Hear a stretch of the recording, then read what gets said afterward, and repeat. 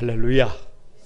우리 같이 한번 인사를 나누겠습니다. 주님의 은혜가 여러분에게, 앞뒤 전후좌우로 주님의 은혜가 여러분에게, 주님의 은혜가 여러분과 함께 하기를 바랍니다. 가만히 저를 한번 주목해 보시기 바랍니다. 예수님께서 십자가를 지셨을 때 가시 면류관을 쓰셨습니다. 사실 그 가시 면류관을 씌운 이유는 너는 아무것도 아니다. 너는 세상의 조롱거리다. 네가 한 일은 백해무익한 일이다. 너는 헛살았다.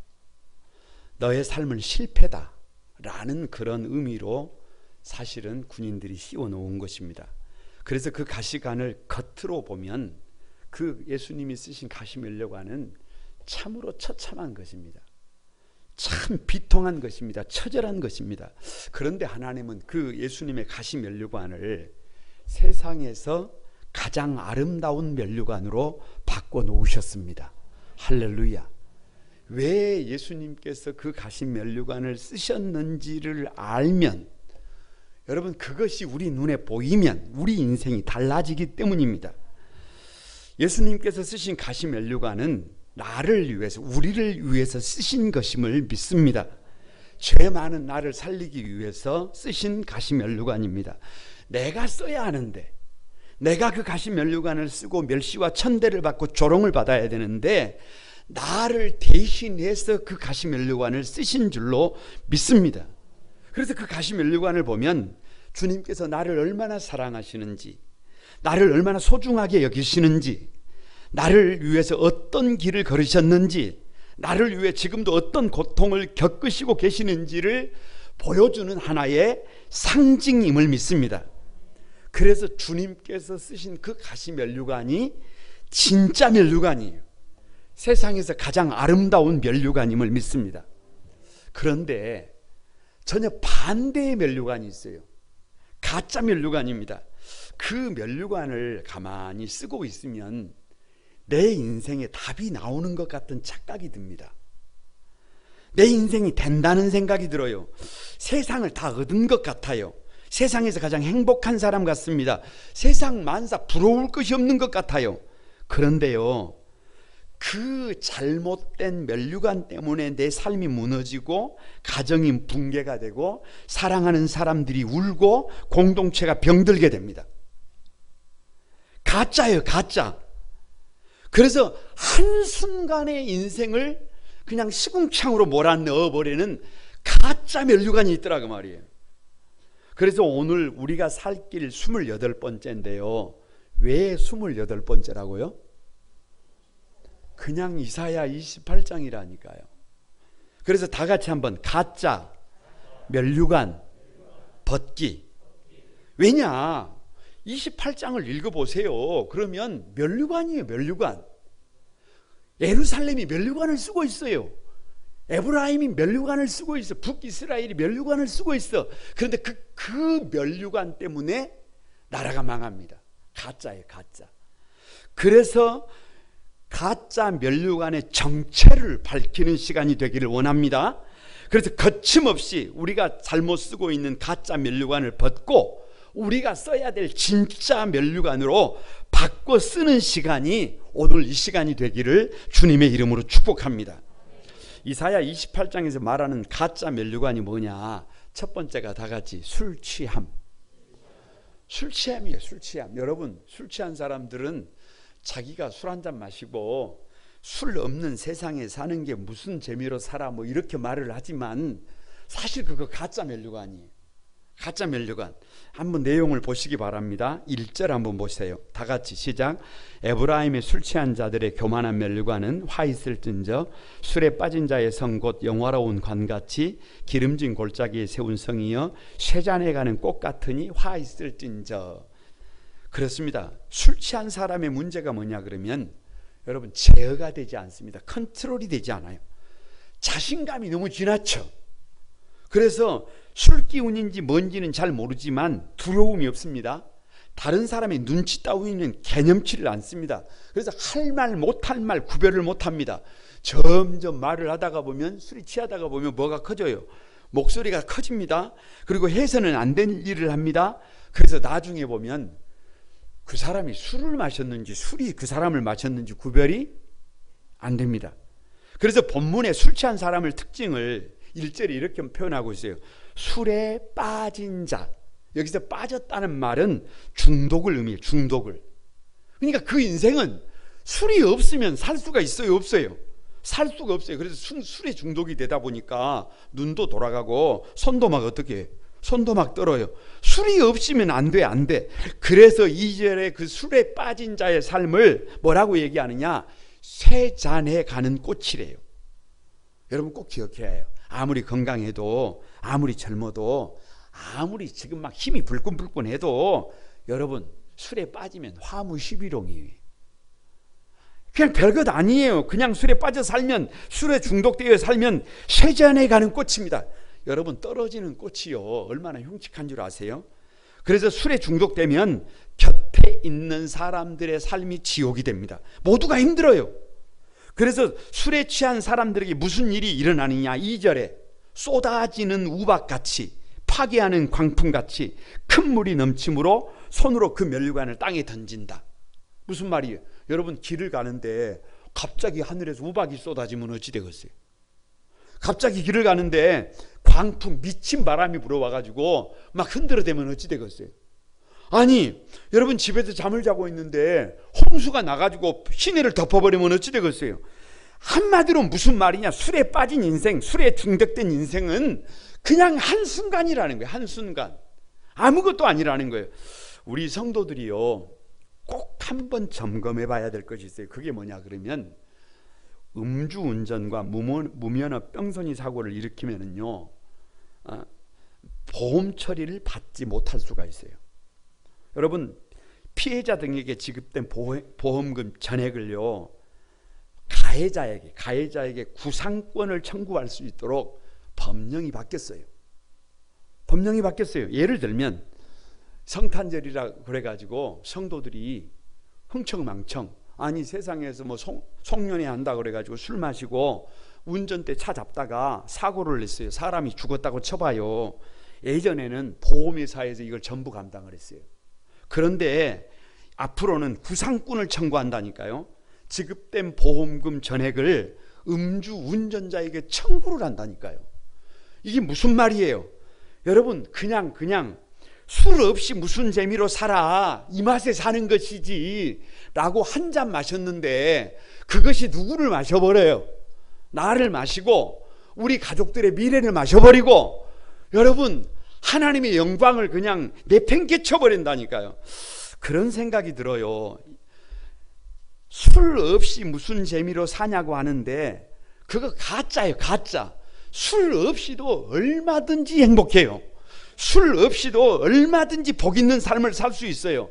혹시 아직도 그 가짜 면류관을 쓰고 있는 분들이 계시면 거침없이 버려야 살 수 있음을 믿습니다.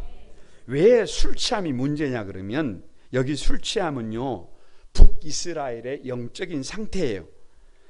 지금 북이스라엘이 술 취해가지고 흥청망청하고 있다는 말이 아니라 오늘 본문을 가만히 깊이 보면 세상의 부와 명예에 취해가지고 술 취한 사람처럼 비틀거리고 있다는 거예요. 술 취한 사람처럼 여러분 흔들리고 있다는 거예요. 아니 그냥 술 취한 사람처럼 삶이 엉망이 되어버렸다는 거예요. 하나님의 시각으로 지금 우리 세상을 좀 가만히 한번 보시기 바랍니다. 도대체 정상이 없어요. 정상이.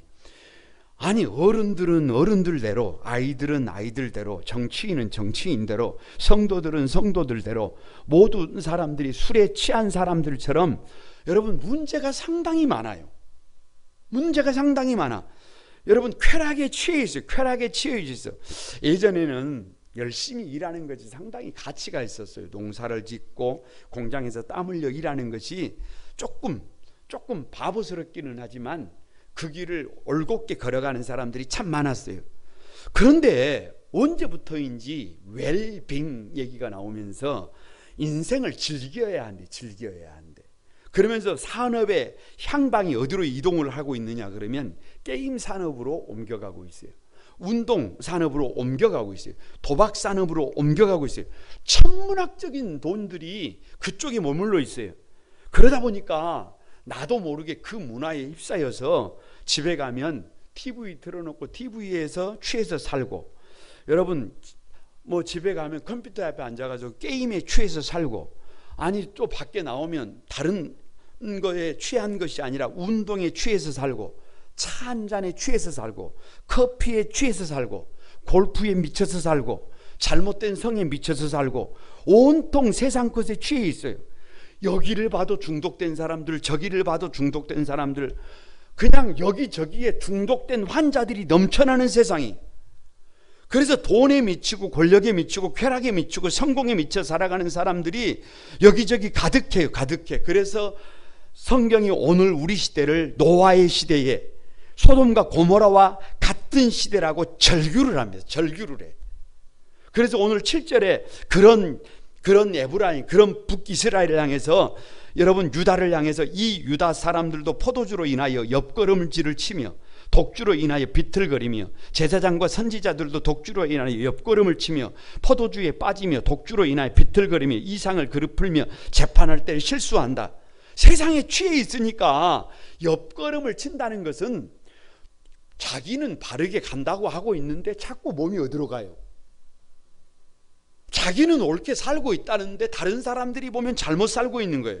여러분, 아니 환상을 잘못 본다는 말은 이미 방향이, 목표가 잘못돼 버렸다는 거예요.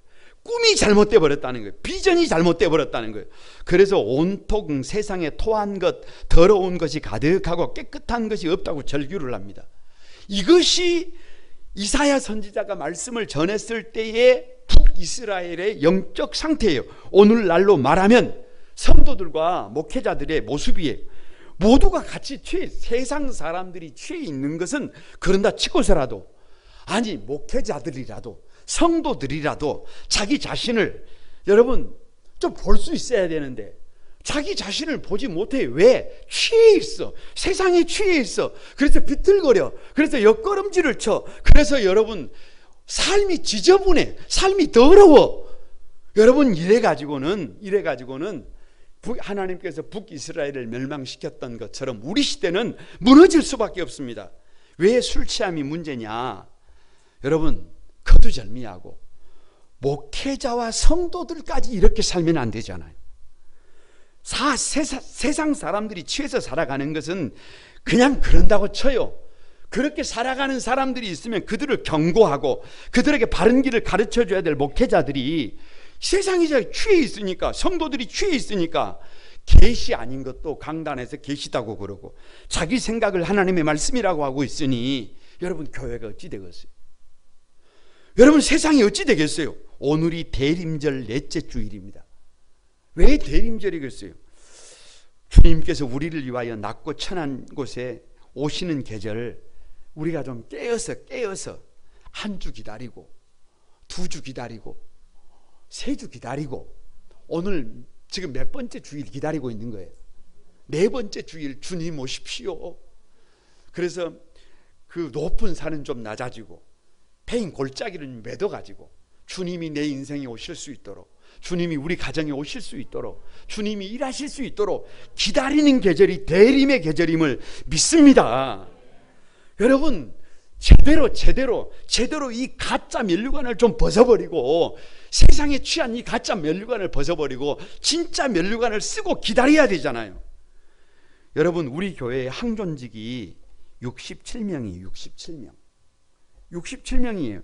우리 항존직들부터 누구에게 말하기 전에, 누구에게 이렇게 저렇게 살아라고 말하기 전에 여러분 가짜는 좀 벗어버리고 잘못된 것은 좀 버려버리고 진짜 면류관, 새벽을 깨워 잠잠히 기도하는 그 면류관, 아니 헌신하는 그 헌신의 면류관, 사람답게 살아보려고 하는 그 몸부림의 면류관, 그걸 한번 누구부터 쓰고, 우리 장로님들부터 쓰고, 우리 안수 집사님들부터 쓰고, 우리 권사님들부터 좀 쓰고, 그렇게 세상을 달려가야 하는데, 여러분 우리가 그런 구별된 면류관, 진짜 면류관을 쓰고 있어요.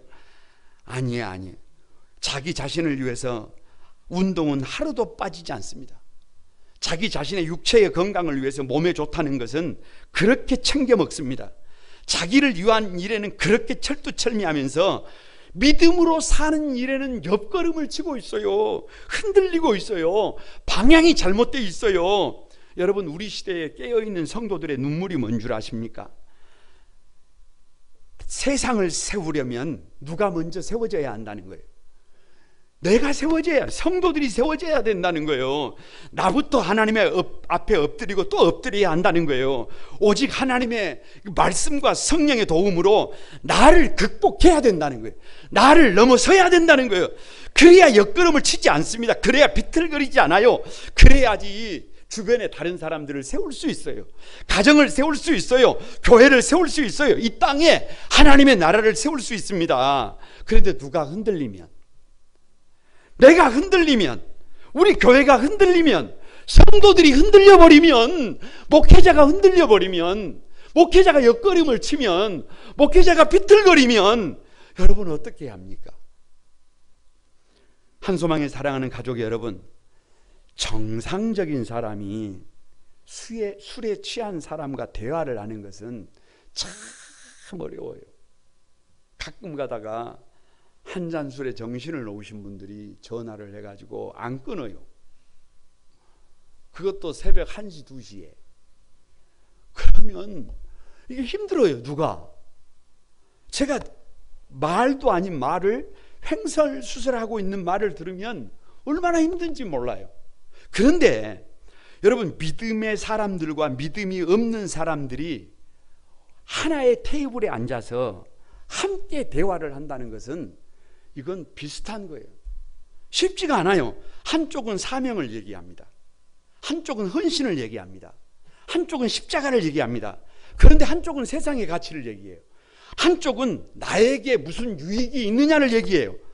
여러분, 이게 쉽지가 않아요. 그래서 교회가 되려면, 교회가 교회 되려면, 교회가 여러분 교회다운 교회가 되려면 장로님들부터, 안수집사님들부터, 권사님들부터, 재직들부터 가짜 면류관을 벗어야 해요.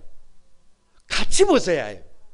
같이 벗고, 그리고 여러분 하양평준화 아무것도 하지 않고 그냥 자기의 신앙생활 하나 어떻게 하지 못해서 그냥 주일만 지키고 있는 그런 삶에서 벗어나서 상향 평준화가 좀 돼야 해요. 그래야 교회다운 교회가 될 것을 믿습니다. 우리 한소망의 성도들이 더 이상 세상에 취해 있어서 비틀거리지 않게 되기를 바랍니다. 허느적거리지 않게 되기를 바랍니다. 그래서 깨어나시기를 바랍니다. 옆 사람에게 한번 축복합니다. 술 취하지 맙시다. 한 잔 술이 당신을 마실 수 있습니다. 세상에 취해 있으면 비틀거립니다. 한순간입니다. 깨어나시기를 바랍니다. 두 번째, 가짜 면류관이 도대체 뭐냐? 다 같이 하나님의 말씀을 듣지 않음이다. 하나님의 말씀을 듣지 않음이 자기 생각대로 사는 거예요. 여러분 9절을 한번 보세요. 다 같이 한번 읽어봅니다. 시작. 그들이 이르기를 그가 누구에게 지식을 가르치며 누구에게 도를 전하여 깨닫게 하려는가? 젖떨어져 품을 떠난 자들에게 하려는가? 왜 말씀을 듣지 않는다고 하느냐? 여러분 이 9절을요 쉬운 성경 공동 번역으로 읽어보면 이렇게 됩니다. 저자는 이사야를 말합니다. 이사야가 하나님을 안다고 누구를 가르칠 셈인가? 되지 못하게 계시를 받았다고 누구를 깨우쳐 줄 셈인가? 겨우 젖된 아기에게나 금방 젖꼭지 놓은 아기에게나 해보라지예요. 그러니까 한마디로 말하면 나에게는 말씀을 전하라는 거예요. 전하지 말라는 거예요. 나는 듣겠다는 거예요. 나는 안 듣겠다는 거예요. 나는 안 듣겠다는 거예요. 그냥 아무것도 모르는 아이들에게나 가서 말씀을 전하는 거예요. 우리 시대의 특징이 뭔 줄 아세요? 많은 사람들이 말합니다. 많은 사람들이 하나님의 말씀을 원한대요. 원한대요. 그런데 하나님의 말씀을 듣지 않는데요. 어떤 크리스찬 방송 진행자가 방송을 하면서 현재 자기가 다니고 있는 교회에 대해서 글을 보내달라고 부탁을 했어요. 우리 교회는 이런 교회입니다. 여러분, 우리 교회 성도가 글을 쓴 거 아니에요. 우리 교회는 모든 것이 좋습니다. 목사님은 사랑으로 하나님의 말씀을 가감없이 전하십니다. 교회는 성장 일로에 있습니다. 예배는 은혜가 넘칩니다. 다음 예배가 너무너무 기다려집니다. 누가 보냈다고요? 그냥 웃자고 드리는 말이에요. 하지만 거의 대부분의 편지들은 이렇게 돼 있어요. 자신들의 교회에 관해서 가슴을 찢는 편지를 보내왔습니다. 거의 예외 없이 이렇게 시작합니다. 우리는 우리의 목사님을 사랑합니다. 하지만 우리 교회는 지루합니다. 많은 사람들이 설교하는 동안 졸고 있지요. 목사님은 사람들에게 거슬리는 말을 하기 두려워합니다. 그래서 부정적인 말이 담긴 설교는 거의 하지 않습니다. 우리는 영적으로 죽어가고 있습니다. 우리도 성령님의 충만한 기름 부으심을 간구합니다. 목사님들도 편지를 보내왔어요. 우리에게는 해야 할 일이 너무나 많습니다. 성도들은 진리의 말씀을 듣기 원한다고, 죄를 드러내고 꾸짖는 말씀을 듣기 원한다고 말합니다. 하지만 성령께서 운행하셔서 저들을 견책하면, 저들을 꾸짖으면, 저들을 책망하면 성도들은 그냥 교회를 옮겨버립니다. 어느 목사님은 이렇게까지 들려주었습니다. 저는 지난 2년간 새 교회에서 쫓겨났습니다. 성도들은 제게 타협하지 않는 설교를 듣기 원한다고 이 얘기해 주셨습니다. 그래서 부임하자마자 제가 그런 설교를 거침없이 했습니다. 저는 정말로 진심으로 성도들이 진리의 말씀을 듣기를 원하는 사람들이 있는지 제 귀가 의심스럽습니다. 이것이 오늘 한국 교회의 모습이라는 거예요. 왜 하나님의 말씀을 듣지 않느냐? 이유가 없어요. 내가 원하는 말씀을 구하기 때문에 그렇습니다. 아이들을 양육하다 보면 자녀들이 부모 말씀을 잘 들으려고 하지 않습니다. 왜냐? 관심이 달라요. 부모는 어떻게 해서든지 자녀들을 바르게 건강하게 복되게 양육을 해야 되겠어요. 이 아이가 웃는 모습을 한번 봐야 되겠어요. 그런데 자녀들은 그건 둘째 문제예요. 자녀들은 자기들이 하고 싶은 것을 하고 싶어 해요. 그래서 부모가 무슨 말을 해도 잘 안 듣습니다. 이게 부모와 자녀들의 문제예요. 그래서 10절을 공동 번역으로 읽으면 이렇게 돼 있어요. 저자가 하는 소리를 좀 들어보세. 사울라 사우 사울라 사우 카울라 카우 카울라 카우 지에리삼 지에리삼. 공동 번역으로 읽은 거예요. 여러분 한번 따라서 해보세요. 사울라 사우 사울라 사우 카울라 카우 카울라 카우. 이게 뭔 말이에요? 이건 의미가 없는 말이에요. 이건 뜻이 없는 말이에요. 이게 무슨 말이냐 그러면 아이들의 부모들이 잔소리를 하거나 듣고 싶지 않은 말을 하면 아이들이 이렇게 말합니다. 부모님이 말을 하고 있는 동안에 안 들어, 안 들어, 안 들어, 그냥 이런 뜻이에요. 선지자가 말씀을 전해도 뭐 하는 거예요? 사울라 사우. 안 듣는 거예요. 안 들어. 왜? 그렇게 살고 싶지 않다는 거예요. 하나님이 원하는 삶을 살고 싶지 않다는 거예요. 내가 원하는 삶을 살아보고 싶다는 거예요. 여러분, 이것이 오늘 우리의 모습이라고 한다면 이건 가짜예요. 이건 가짜.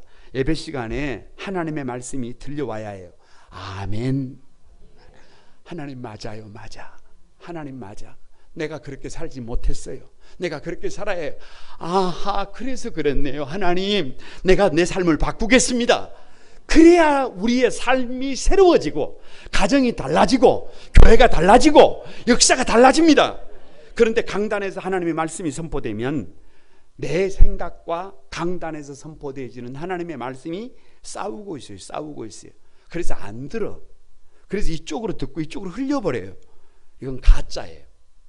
이래서는 답이 없어요. 사사기의 문제가 여러분 무엇인 줄 아세요? 그냥 이렇게 되어 있어요. 그때에 이스라엘의 왕이 없으므로 사람이 각기 자기의 소견에 옳은 대로 행하더라. 왕이 없어요. 그냥 누가 하고 싶은 대로 사는 거예요. 내가 하고 싶은 대로 사는 거예요. 그 결과가 뭐예요? 타락이에요. 타락하니까 위기가 와요. 여러분, 삶이 타락하면 위기가 옵니다. 반드시 하나님께서 그걸 두지 않습니다. 위기가 옵니다. 위기가 오면 어떻게 해요? 하나님 앞에 용서를 구해야 되잖아요. 하나님 살려주세요. 살려주세요. 어떻게 하면 살려줘요? 회개해야 해요. 회개하면 하나님이 구원해 주십니다. 이걸 사사기가 12번 반복해요. 왜 이렇게 다람쥐 쳇바퀴 돌듯이 이렇게 타락하고 위기를 겪고 회개하고 구원하고 이거 하다가 우리 평생을 마쳐야 합니까? 이거 하다가 우리 인생을 여러분 끝내야 합니까? 어떻게 그렇게 살아요? 우리도 사람답게 한번 살아봐야 될 거 아니에요. 우리도 성도답게 한번 살아봐야 될 거 아니에요. 우리도 교회답게 한번 살아봐야 될 거 아니에요. 이 땅에서 우리를 보고 우리 주님이 미소 짓는 삶을 한번 살아봐야 될 거 아니에요.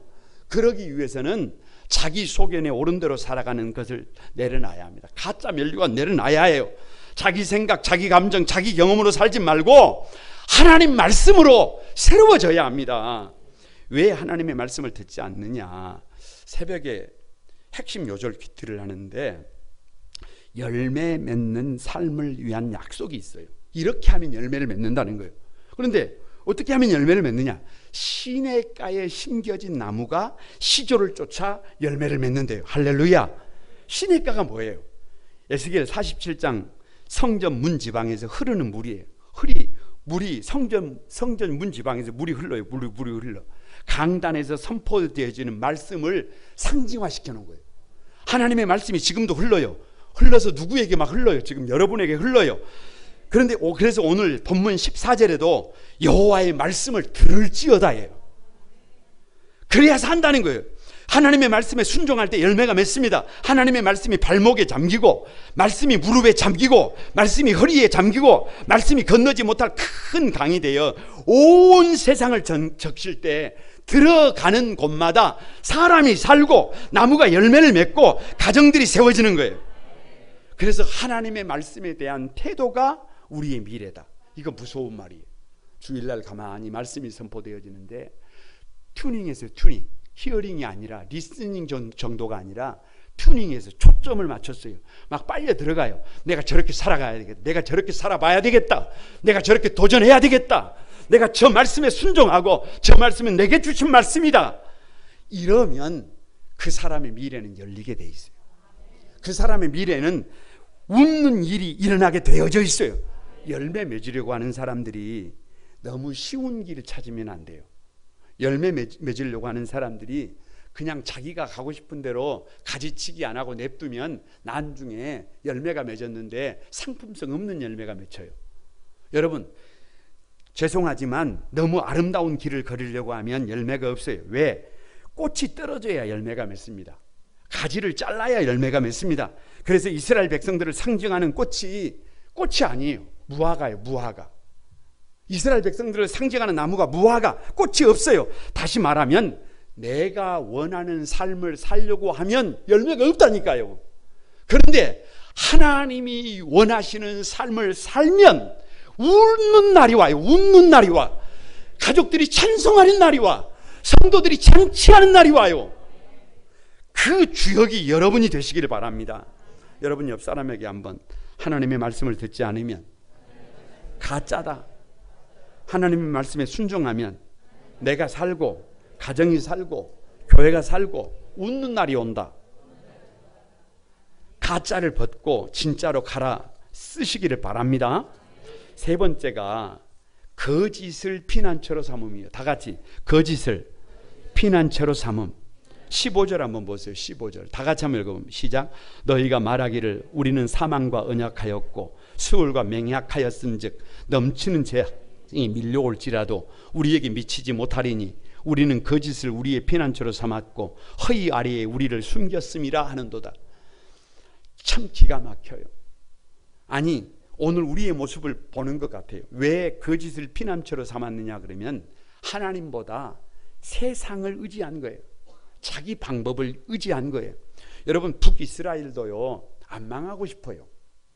북이스라엘도 강성한 나라를 만들고 싶었어요. 그래서 아수르가 공격을 해오려고 하니까 방법을 찾은 거예요. 그 방법이 뭐냐 그러면 사망과 언약을 했다 그러는데 여기 사망은 애굽을 말하는 거예요.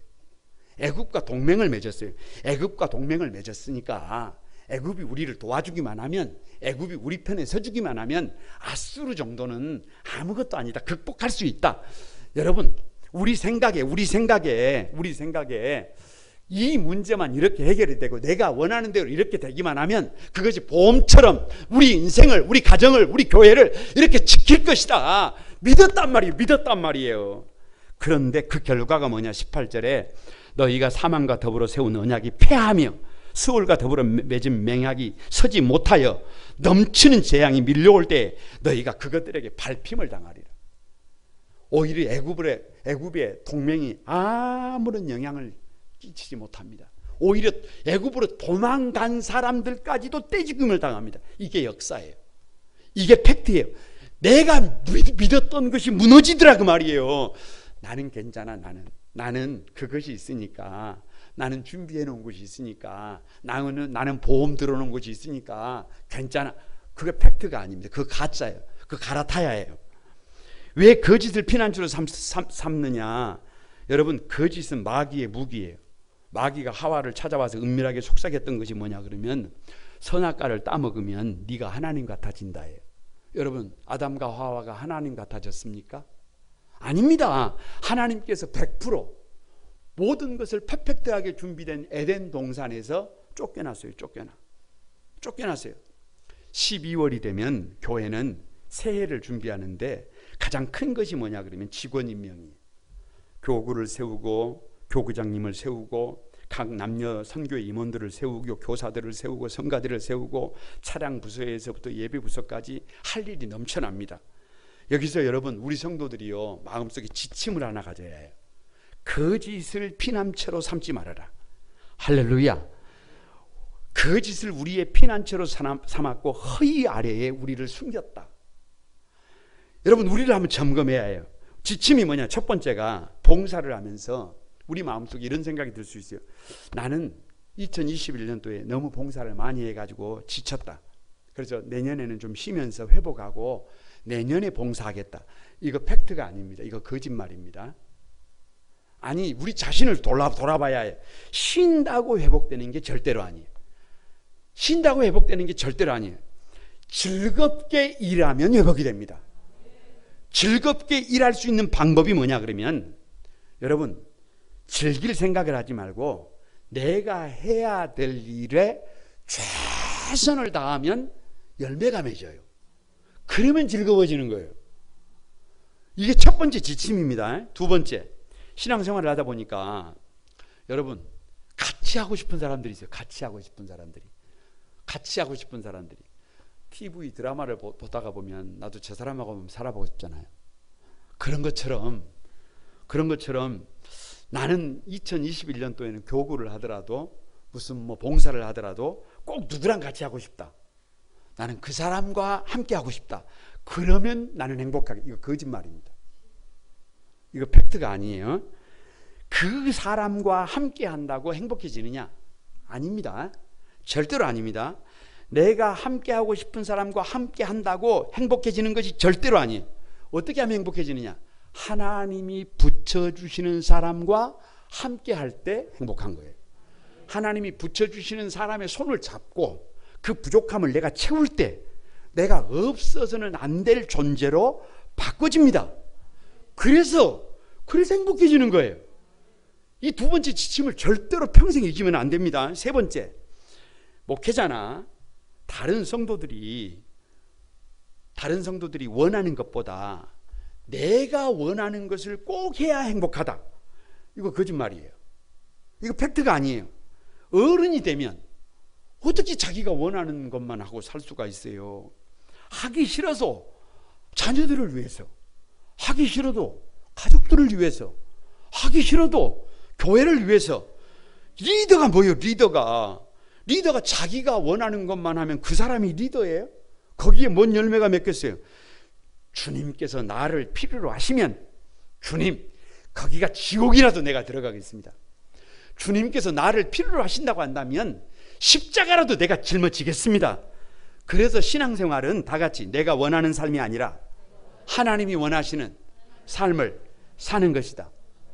나보다 나를 더 잘하시고 나보다 더 나를 위하시는 하나님이 나에게 요청하는 것이 있으면 내가 거기에 순종하면 되는 것이지, 왜 고집을 부려요? 왜 꼭 나는 이 길을 걸어가야 해요? 여러분, 이 피난처로, 이 거짓을 우리의 피난처로 삼아서는 행복이 없습니다. 이 허위 아래 우리를 숨겨서는 내일이 없습니다. 왜 거짓을 피난처로 삼느냐? 그냥 간단히 복음을 모르기 때문에 그래요. 복음을 몰라요. 16절에 보라 내가 한 돌을 시온에 두어 기초를 삼았노니 그 시험한 돌이여 귀하고 견고한 기초돌이라. 여러분 시온은요 영원한 예루살렘의 이름이에요. 예루살렘이 뭐예요? 교회이잖아요. 교회. 그러니까 교회의 기초석, 교회의 기초석, 교회의 기초석이 누구예요? 예수님이에요. 이미 우리에게는 우리 인생에 기초석을 주셨다는 게 안 주셨다는 거예요. 주셨다는 거예요. 그 기초 예수 그리스도 이외에 우리의 인생을 세우면 된다 안 된다? 누가 안 된다 그래요? 누가 안 된다고? 된다니까요. 다 같이 된다. 인생이 세워진다. 가정이 세워진다. 교회가 세워진다. 할렐루야. 예수 그리스도 이외에 우리 인생을 세워지면 반드시 웃을 날이 옵니다. 그래서 보라 내가 한 돌을 시온의 기초를 삼았노니 곧 시험한 돌이에요. 이미 테스트가 끝났어요. 이미 테스트를 해보니까 그렇게 하기만 하면 우리 인생은 어떻게 돼요? 된다니까요. 예수님이 인카네이션 하셨어요. 하나님께서 사람의 몸을 입고 이 땅에 오셨어요. 왜? 나를 세우기 위해서. 저와 여러분도 다른 사람들을 세우기 위해서, 다른 사람들과 힘을 보태기 위해서 손을 잡아주면 누구 인생이 세워진다? 내 인생이 세워진다. 웃을 날이 온다. 웃을 날이 온다. 예수님은 이미 귀하고 견고한 기초돌이에요. 여러분 히브리서 11장을 보면요 믿음의 선배들이 나오는데, 수많은 선배들이 나오는데 믿음으로 불을 지나가기도 하고, 믿음으로 여러분 위기를 기회로 바꾸기도 하고, 믿음으로 바랄 수 없는 중에 바라고 믿고, 믿음으로 충분히 어떤 삶을 살더라는 거예요? 귀한 삶을 살더라는 거예요. 견고한 삶을 살더라는 거예요. 이 역사의 기초가 되더라는 거예요. 그 삶을 누가 살 수 있어요? 그 삶을 우리가 살 수 있어요. 이게 팩트예요. 이게 팩트. 그래서 더 이상 어디로 들어가지 말고, 거짓을 피난처로 삼지 말고, 여기서 거짓은 자기 생각이에요. 자기 생각을, 자기 감정을 피난처로 삼지 말고 오직 하나님의 말씀을 피난처로 삼으면 그것이 누가 살 길이다? 우리가 살 길이다. 옆 사람에게 거짓을 피난처로 삼지 말고 오직 하나님의 말씀을 피난처로 삼읍시다. 웃을 날이 옵니다. 반드시 웃을 날이 올 것을 믿습니다. 말씀을 마칩니다. 거룩한 꿈한 소망에 사랑하는 가족 여러분, 지금 우리 시대는요 마지막 시대예요. 마지막 시대. 가짜는 진짜 같고 진짜는 가짜 같아요. 이게 팩트예요. 이게 팩트. 그래서 우리 시대를 살아가는 많은 사람들이 술에 취한 것처럼 세상에 취해서 살아가는 것이 진짜인 줄 알아요. 하나님의 말씀에 귀를 닫고 자기 생각대로 살아가는 것이 그게 진짜인 줄 알아요. 아무리 여러분 보험을 잘 들어놓고 그렇게 있으면 인생이 따뜻해지는 줄 알아요. 여러분 그거 착각입니다. 그 가짜예요. 거기서 그 가짜 면류관을 벗고 여러분 진짜 면류관으로 바꿔 써야 해요. 여러분 세상에 취하지 말고, 술에 취하지 말고 성령님에 취해야 해요. 성령 충만해야 합니다. 하나님의 말씀을 듣지 않는 게 아니라 하나님의 말씀에 귀를 열고 마음을 열어야 합니다. 다른 세상 그 어떤 과 맹약을 맺지 말고 하나님의 말씀과 맹약을 맺고 더딜지라도 달려가면 우리 인생이 웃게 돼요. 자녀들이 웃게 됩니다. 반드시 승리하게 됩니다. 하나님의 영광이 나타납니다. 그 길을 저와 여러분이 함께 걸어가는 주인공들이 되기를 주님의 이름으로 축복합니다. 우리 같이 한번 찬양하면서 기도하겠습니다.